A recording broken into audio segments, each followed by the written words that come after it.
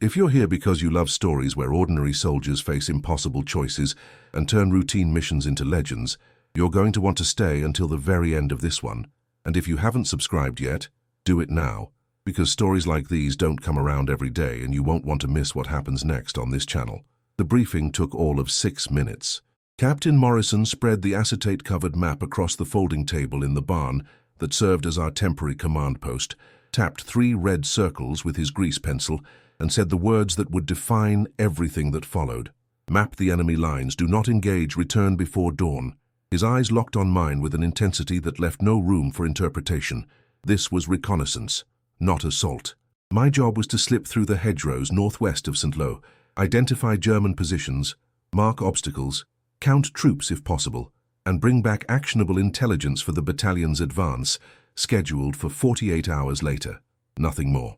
The captain handed me a freshly updated map marked with known minefields, last reported enemy sightings, and a penciled route through the bocage that intelligence believed was thinly held.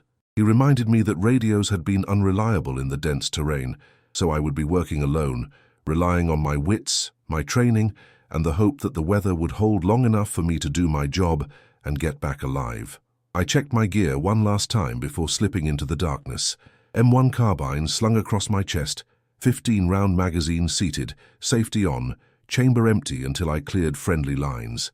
Spare magazines in canvas pouches on my belt, map case strapped to my thigh, contents sealed in a rubber pouch against the rain that had been threatening all evening, compass on a lanyard around my neck, luminous dial faintly glowing, wire cutters clipped to my harness, trench knife strapped to my calf, 2 small blocks of composition explosive wrapped in oilcloth, tucked into a pocket I hoped I wouldn't need to reach into.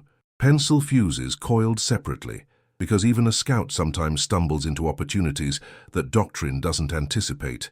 Canteen half full to avoid sloshing, a tin of black grease paint smeared across my face and the backs of my hands, wool watch cap pulled low, no dog tags jingling, no loose straps, nothing that could rattle or catch or give me away. I moved through the gap in our wire at 2300 hours, nodded to the sentry who whispered good hunting, and disappeared into the night. The hedgerows of Normandy are not like any terrain you can imagine unless you've been there. Ancient earthen walls 6 feet high, topped with tangled hawthorn and bramble, roots reaching back centuries, every field its own fortress. The Germans had turned them into killing zones, defensive networks where a single machine gun crew could hold off a platoon. For reconnaissance, they were both cover and maze. I moved along the base of the first hedge, keeping to the shadow, listening. The wet earth smelled of decay and cordite residue.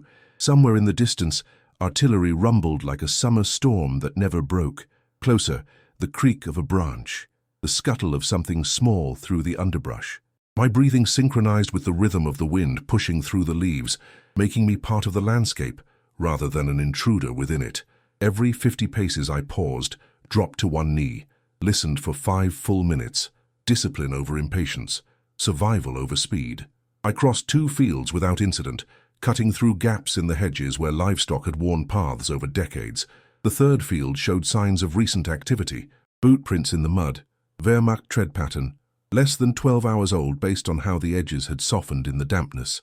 I marked the location mentally, checked my compass bearing, and noted the direction of travel. Southwest, toward what my map indicated was a cluster of farm buildings a kilometer ahead. I skirted the field rather than crossing it, suspecting it might be under observation or wired with tripwires connected to flares. Paranoia was not a character flaw in this work. It was the minimum requirement for seeing another sunrise. The rain started as I approached the 4th hedgerow, not a downpour, but a steady, cold drizzle that soaked through my jacket and turned the ground into a slick of mud that clung to my boots with every step. Visibility dropped to almost nothing. I could barely see 10 feet ahead. Part of me cursed the weather. Part of me thanked it. I would be harder to spot, but so would threats until I was almost on top of them. I used the rain as acoustic cover, timing my movements with the heavier gusts that masked the sound of my passage. Somewhere ahead, a dog barked twice and went silent. I froze, listening. German units sometimes used dogs for perimeter security. If there was a dog, there were handlers. If there were handlers, there were positions I needed to identify and avoid.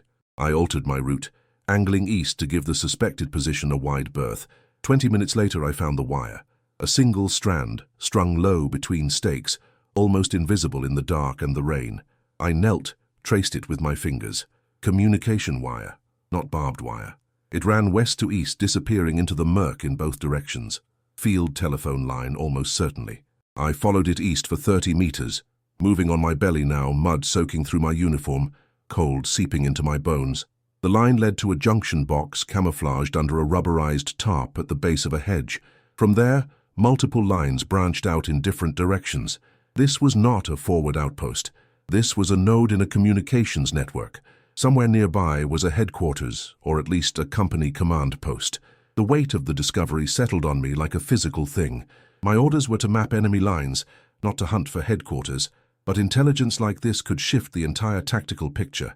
If I could pinpoint a command center, our artillery could drop fire on it, disrupt their coordination, maybe save lives when the battalion moved forward.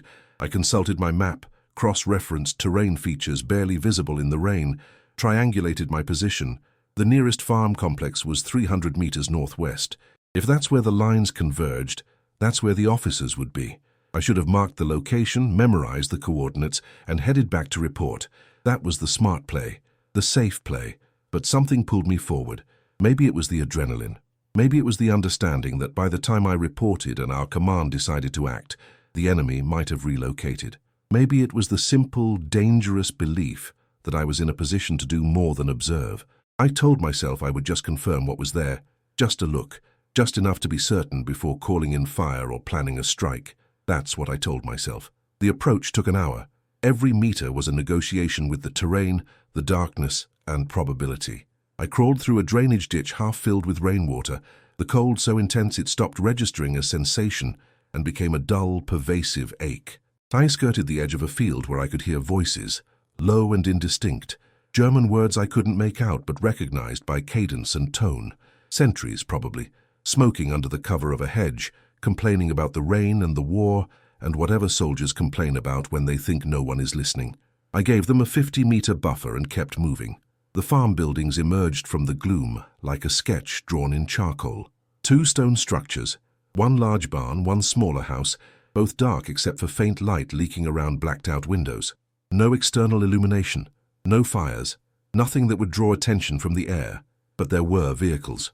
I counted 4, parked in a row under camouflage netting strung between trees. Kübelwagens and a larger truck, canvas-covered, probably a signals vehicle based on the antenna mast, folded down along its length. Sentries paced a perimeter, 2 visible, likely more I couldn't see. The setup was professional, disciplined, exactly what you'd expect from a battalion or regimental headquarters in a combat zone. I settled into an observation position behind a collapsed section of stone wall 20 meters from the nearest building. Rain dripped off my cap, ran down my neck, pooled in my boots. I ignored it. Through my binoculars, I watched the patterns. Sentry rotation every 30 minutes. Officers moving between the buildings hurried, heads down against the rain. A motorcycle courier arrived, engine cutting through the night, delivered a dispatch pouch, departed 10 minutes later. The level of activity confirmed it. This was not a line unit resting between patrols. This was a nerve center. The question became what to do with the knowledge. I could mark the coordinates, head back, and let the artillery boys do their work at dawn. That was doctrine. That was smart.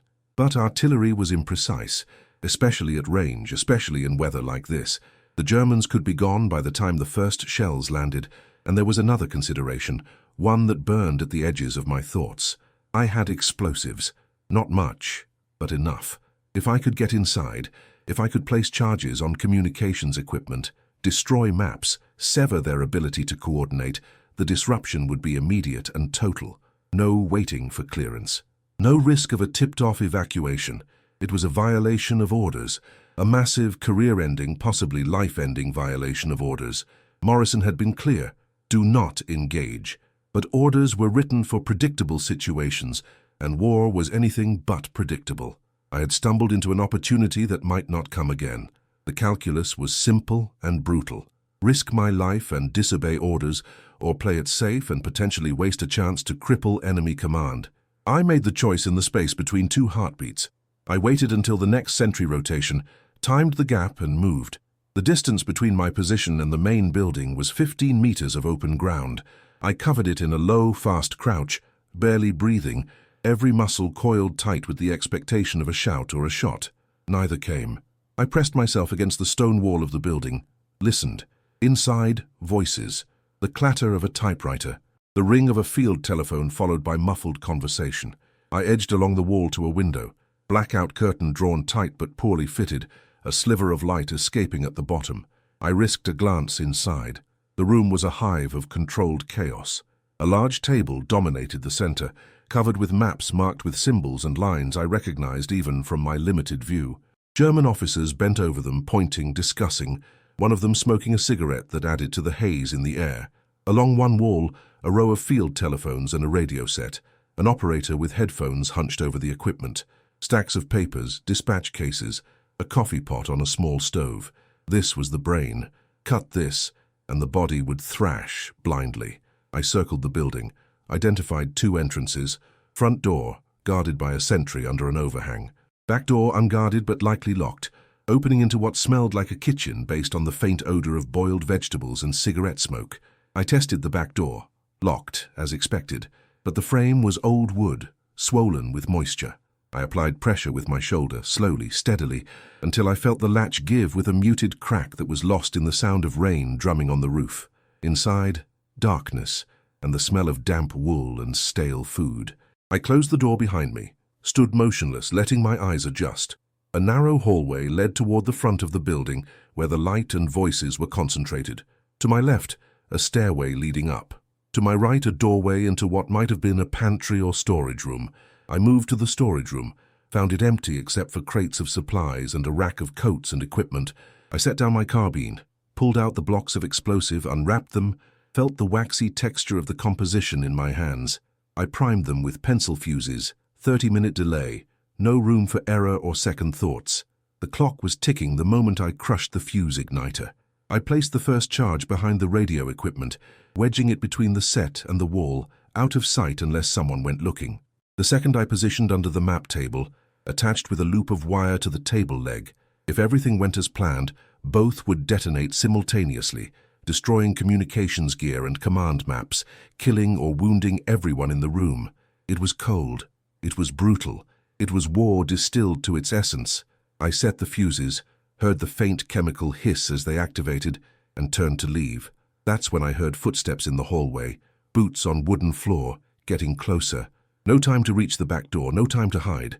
I pressed myself into the corner of the storage room, behind the rack of coats, hand on my knife, every nerve screaming.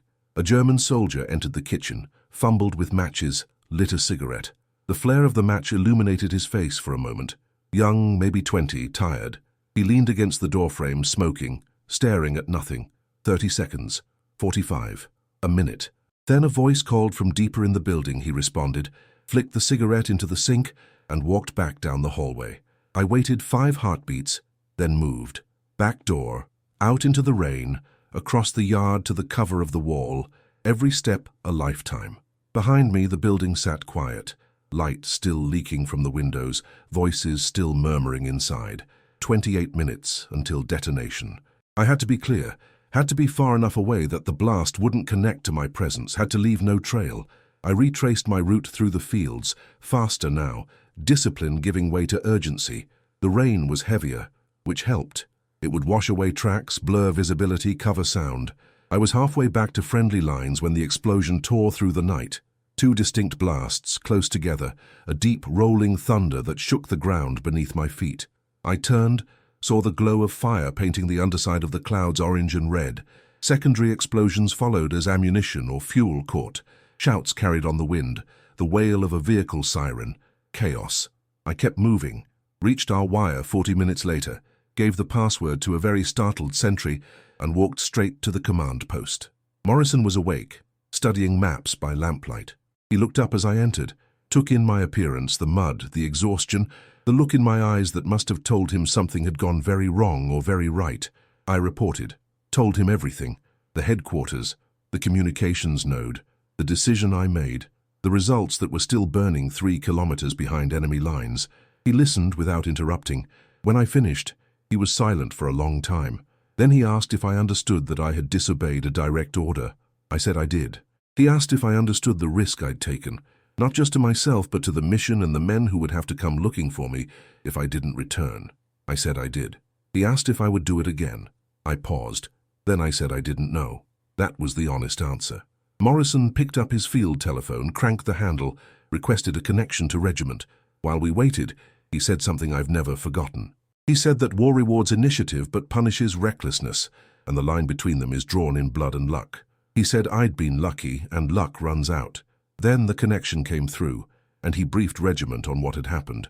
An hour later, aerial reconnaissance confirmed the destruction of a German regimental headquarters, estimated 20 to 30 casualties, communications infrastructure eliminated, entire sector thrown into disarray. Our advance moved up by 12 hours to exploit the confusion. They put me in for a commendation. I never felt like I deserved it. What I did wasn't heroism. It was a calculated gamble that happened to pay off. I think about that night often. About the young soldier smoking in the kitchen who survived because he left the room 2 minutes before the bombs went off. About the others who didn't. About the nature of duty and the weight of choices made in the dark, when no one is watching and the rulebook doesn't cover the situation. I followed my orders until I didn't. I mapped the enemy lines until I found something more important. I made a decision that saved lives on one side and ended them on the other, and I've spent every day since trying to reconcile what that means. The mission was supposed to be simple. Reconnaissance, observation, report back. But simplicity is a luxury that evaporates the moment contact is made with reality. I was sent to map shadows, and I ended up becoming one. I was sent to watch, and I ended up acting. Whether that makes me a soldier who understood the moment or a fool who got lucky, I honestly don't know. What I do know is that every man who walked forward into that sector 48 hours later did so with one less machine gun nest, one less artillery observer, one less coordinated defense to chew them apart. That's the math. That's the justification. That's the story I tell myself when the faces from that night visit me in the quiet hours before dawn. Stories like this remind us that history isn't written by people following scripts. It's written by individuals facing impossible situations and making choices that define everything that follows. If this kind of deep dive into real human decisions under pressure is what you're here for, you absolutely need to subscribe. These stories take time to research, craft, and tell the right way, and the only way to make sure you don't miss the next one is to hit that subscribe button right now. This is history told the way it deserves to be told, and you're part of making that happen.